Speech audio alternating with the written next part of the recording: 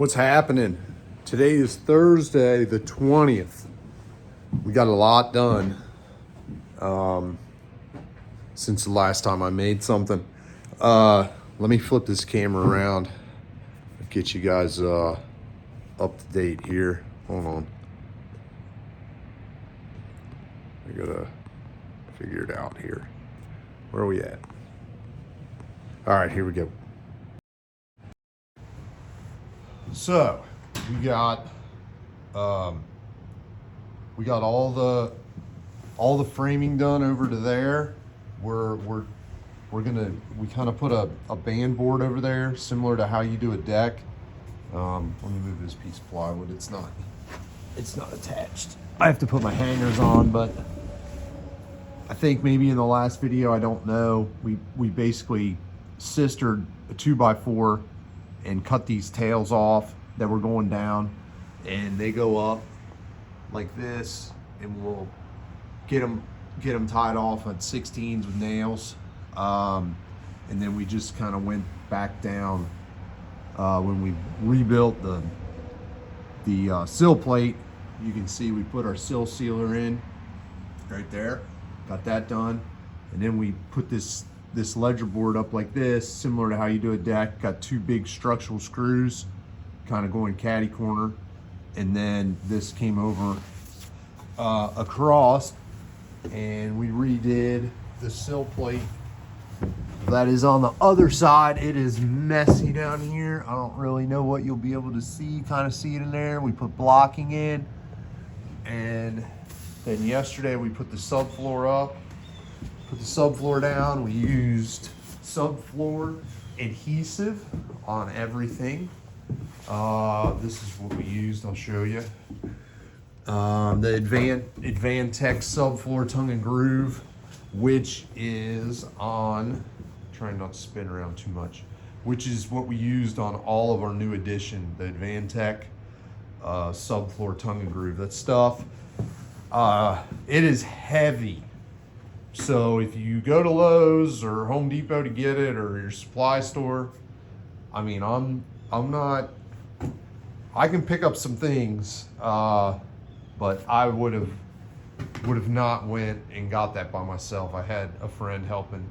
So if you're going to get some sheets of that, I'm just telling you, it is, it's tough. Like, once you get it kind of where you need it to be, and you can pick it up and kind of jostle around, but if you're trying to go get it off the shelf at the local supply store and put it on a flat cart, it can get a little tough. So this is what we used for subfloor adhesive. Put it across everything, and then every 8 inches for nailing pattern as far as where it will hit a joist, and then just on your normal, I think these are every 10 or 12-ish, I think, is where the little dots are. Hit that. Got the bottom plate in. Everything is ready to go. I got our layout done, and then I put my blocking in over here, and then we got our double top plate in and ready. I got everything marked. We know where the door is going to be, the size of the header. It's going to be 2x6s doubled. Probably put a piece of plywood in the middle. And our door, putting in a 30-inch door. So our door will start here and then go over to there. You'll come in. We are moving the toilet. So I'm going to have to do a double. I'll have to double this joist and double up that joist. And then I'll put a double joist going that way to open up a spot there for the toilet, because you got to have 30. So obviously this is on 16, so that's going to hit right where the discharge is for the toilet. But we're going to have toilet, 48-inch vanity, and then our shower. Couple things to note that that I think are important, that can get passed along. Because this house is all balloon framing, and I think I said this in another video, 2x4 walls everywhere. This part of the bathroom, when the house was built, it had, let me flip the camera. When the house was built in 1895, it had outhouses. I'm 99.9% sure. I'd say that this little addition here, so the old house, let me flip back around. So where this wall is that we're putting in, this used to actually be an exterior wall. And then I think around 1915, I kind of think more like 1910, they added the bathrooms. And it's not bad square wise, believe it or not, it's not that bad. When we set this board down yesterday, we found kind of a happy medium on where it would be to squareness of our new part of the addition. And then on top of that, we had to pick up our old joists that run this way. We had to make sure we were gonna have enough bearing where our double top plate is. And then our joists that run over here, that obviously, like I said, these were added later compared to when the house was originally built. So we had to make sure that we were gonna have those bearing on our new top plate. With the insulation, these are not, new dimensional lumber's 3.5, 1.5 by 3.5. These are like 3 3/4. So we are, with this code in the city of Cincinnati, you have to have a pocket. We already started furring this out. That allows you to put R23 insulation in. And I didn't want to do spray foam down here. So we padded that out.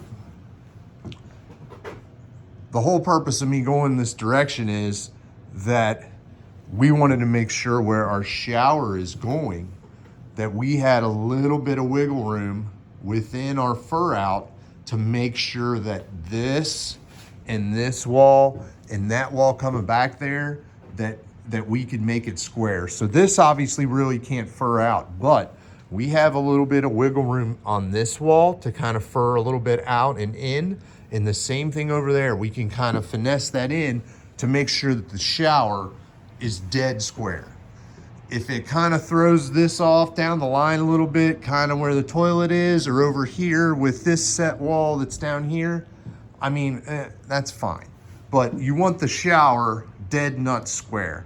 And we got it really close already, but we can dial it in really good with how we're furring out the wall. So that's really what I'm saying. When you got old houses like this house is, believe it or not, I mean, this house is, on a scale of 1 to 10, this place is a solid 7 from what I've seen here compared to some of the older houses that I've been in. I mean, especially with this not being original house, it's pretty good. But when we set this board down and kind of lasered it up this, we're kind of like, okay, we got to be here, we got to be here. Well, what do we got when we get in there to do the shower? And we're pretty close. So we're gonna get, today's a Thursday. Eric won't be here tomorrow. I'm gonna take the dump trailer. That thing is loaded down solid. It is loaded. So I'm gonna take that tomorrow and get us because I've already got some stuff staged to go in the next load. So we'll get that done tomorrow, but we're definitely gonna get this wall up today. And then I think the next things that we got to get done are going to be the second floor.